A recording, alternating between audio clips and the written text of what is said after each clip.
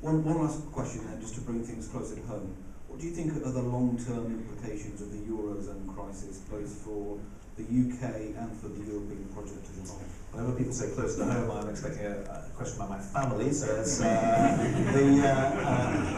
was my next question. Oh, I see. I'll give you a very long answer then before you come to that one. On the euro, what was the question? It was about the relationship within your family. No. What are the long-term implications of the Eurozone crisis, both for the UK and for the European project? Well, look, I think that we don't know yet, but there's two directions it can go in.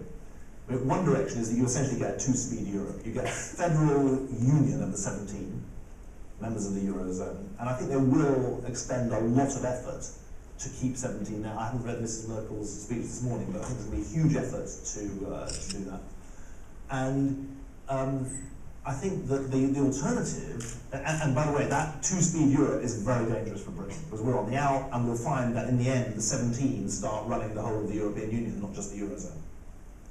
The alternative is that Britain and countries like us who are not in the Euro make the argument to the Eurozone members that group of 17 are forerunners on economic policy, but they don't need to be forerunners on foreign policy, defence policy, energy policy, migration policy. Now, common to both of those scenarios is a more federal structure in the Eurozone, because it's clearly dysfunctional at the moment. And it's become more dysfunctional the longer politicians have evaded the really stark choice, which is that you have to line up a stronger political union to back up the monetary union. And I mean, it is tragic that essentially a 50 billion euro problem, 50 billion euros may sound like a lot of money, but in a European economy of 8 or 10 trillion euros, it's not very much. A 50 billion euro problem, which was essentially the Greek problem, has become a trillion euro existential problem for the whole of the EU. And essentially, we had a pretty small technical problem with subsidising Greece, and it's become a euro contagion, and it didn't need to. But now the costs of putting it around are much higher, and they raise all fundamental questions about Britain's relationship with Europe.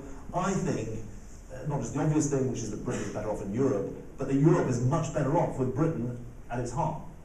And I think that's now in danger.